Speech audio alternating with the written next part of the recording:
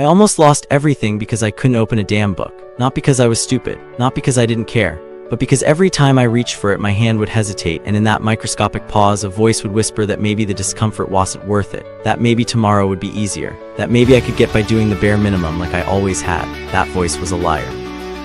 And the price I paid for believing it was watching my own potential rot in a field I never bothered to fence. What finally broke through wasn't a motivational quote. It was the hollow realization that my own thoughts weren't even mine anymore.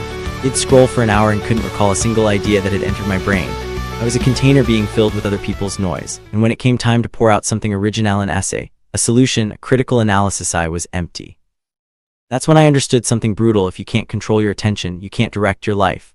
You become a passenger in your own existence, watching the scenery blur while someone else holds the map. I was that passenger, and I was heading nowhere I wanted to go. Let me tell you about a Thursday night that should have been unremarkable but ended up being the first brick of a fortress. It was 11 p.m., and I had a chemistry exam in less than 2 days. The textbook was open to a diagram of molecular bonds that looked like ancient hieroglyphics. My phone buzzed, a meme, a news alert, a friend's post. I reached for it with the automaticity of a lab rat, but this time something snapped. I didn't just feel annoyed, I felt violated. These apps, these platforms, these tiny red dots were not inviting me. They were invading me. They were conquering my focus like a field with no fences. I turned the phone off, put it in a drawer in the kitchen, and sat back down. My heart was racing as if it just quit a drug cold turkey. In a way, I had. That night, I only studied for 45 distracted minutes, but I laid the first stone. Most students treat their minds like an open field, easily overrun by the chaos of distraction. The image haunts me because it was so true. I want you to picture it now, a vast, fertile field, rich soil capable of growing anything. But there are no walls, no gate, no one standing watch. Anyone can dump their garbage there. Any loud noise can scatter the wildlife.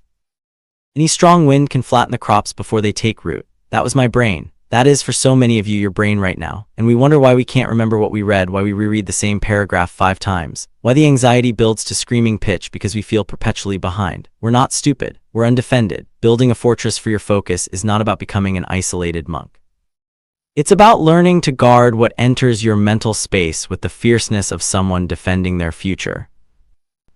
Because that's exactly what you're doing. A fortress has walls, yes, but it also has intentional gates. You decide what comes in and when. You decide what stays out. The first wall I built was time. I set a non-negotiable 2-hour block every evening where my phone ceased to exist. The first few days were horrifying. I felt phantom vibrations, a desperate urge to check something, anything. My mind threw tantrums like a child denied candy, but I didn't give in. I just sat with the discomfort in the biology textbook, breathing through the urge. Some nights I absorbed nothing, but I was training a muscle that modern life had allowed to atrophy, the muscle of sustained, voluntary attention. Tell me, when was the last time you felt true, undistracted boredom? Boredom is the soil of creativity, the birthplace of curiosity. The moment when your mind, deprived of cheap stimulation, starts exploring its own depths, yet we kill it at every turn. Cue, scroll. Commercial break, scroll. Difficult paragraph, scroll. We've become so afraid of silence that we've filled every crevice of our day with digital chatter. The fortress begins by reclaiming boredom. I gave myself permission to stare at a wall, to let my mind wander without a screen, to be completely, utterly unproductive for 10 minutes before a study session. The first time I did it, I cried, because I realized I hadn't been alone with my own thoughts in years. No wonder I couldn't sustain focus. It'd been running from myself. A short story about a student named Clara comes to mind. Clara was brilliant in conversation, quick with a joke, but her grades were a disaster. She would sit in the library for 6 hours and leave feeling more exhausted than when she arrived, with 3 lines of notes to show. Her field was trampled flat. When I shared the fortress metaphor with her, she didn't say a word. She just nodded, and the following Monday she started building. She deleted 3 apps that weekend, not forever, just to see. By Wednesday, she told me she'd finished a paper 2 days early and couldn't believe how much time she had. No magic pill, no superhuman willpower, just a wall, a gate. A simple, radical act of sovereignty over her own attention. Now there's an uncomfortable question lurking here. Why do we resist building these walls? Because a fortress once built leaves you with no excuses. As long as your focus is scattered, you can always blame the distraction. The phone, the noise, the teacher, the unfair test. But when you create a space of pure, unbroken concentration and still fail to do the work, then what? Then the only variable left is you. That's terrifying. That's why so many of us unconsciously sabotage ourselves. We'd rather endure the familiar anxiety of being overwhelmed than face the possibility that we're choosing not to try. I was petrified of that truth. But once I faced it, once I built the walls and still had to wrestle with my own resistance, I discovered something liberating I could change. The resistance wasn't a fixed trait. It was a habit that withered every time I chose to sit with the discomfort a little longer. The second wall of the fortress is intention. Not the fluffy I intend to do well kind, but a precise, surgical clarity about what you're going to accomplish in the next hour. Before every study block, I started writing a single sentence on a sticky note. In the next 50 minutes, I will master the 3 types of chemical bonds and do 5 practice problems. That's it. Not a wish, not a vague hope, a contract with myself. The effect was immediate and electric. My brain, which previously faced the textbook as a vast, formless ocean of doom, now saw a small, manageable island. I could swim to an island, anyone can, and when I reached it, I celebrated, not with a grand reward, but with a quiet moment of pride that slowly rewired my self-image. I was no longer a lazy student. I was someone who kept small promises to themselves, and small promises kept daily become the architecture of an extraordinary life. Let's pause for a raw confession. There were days the fortress crumbled, days when I slept through the alarm, days when a family argument shattered my concentration.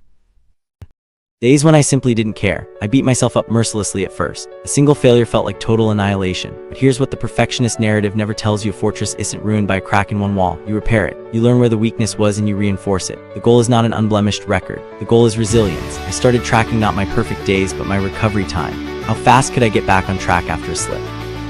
In the beginning, a bad morning poisoned the entire week. After months of practice, a bad morning became just a bad morning. I'd take a walk, forgive myself out loud, and reset the afternoon. That shift was more valuable than any straight or report card. Can we talk about the enemy that doesn't come with a notification sound? Procrastination's sneakiest form is busy work. I became a master of it. Organizing highlighters, rewriting notes in beautiful calligraphy, researching how to study effectively for hours.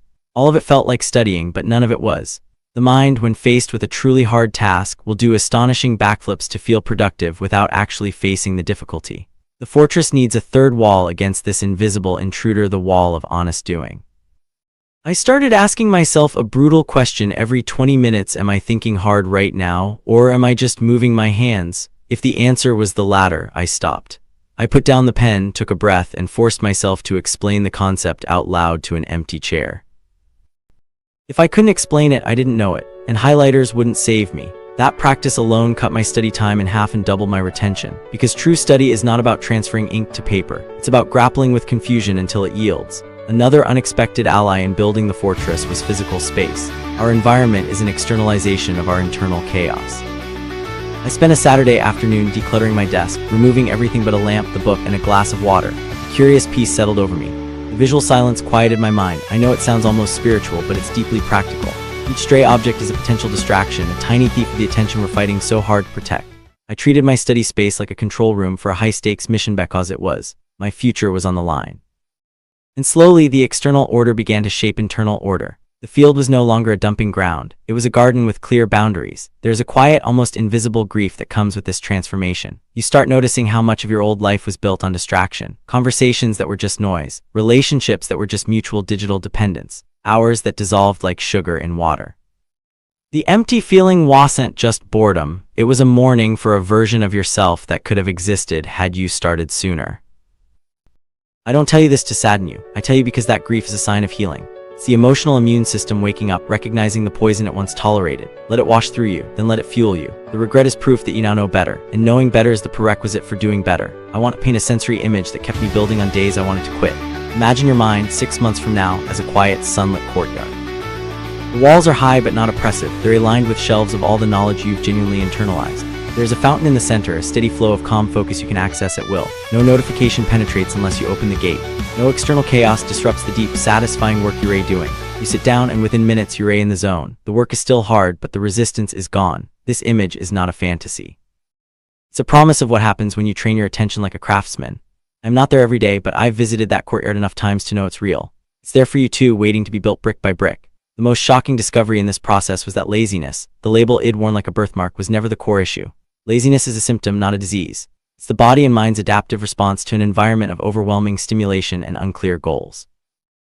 When I eliminated the stimulation and clarified the goals, the laziness evaporated. I didn't become a different person.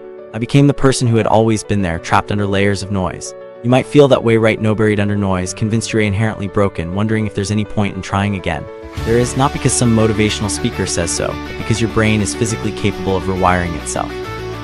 Neuroplasticity is not a buzzword, it's your birthright. Every focus minute is a rep for that mental muscle. Every resisted distraction is a brick in the fortress. You are not stuck, you are under construction.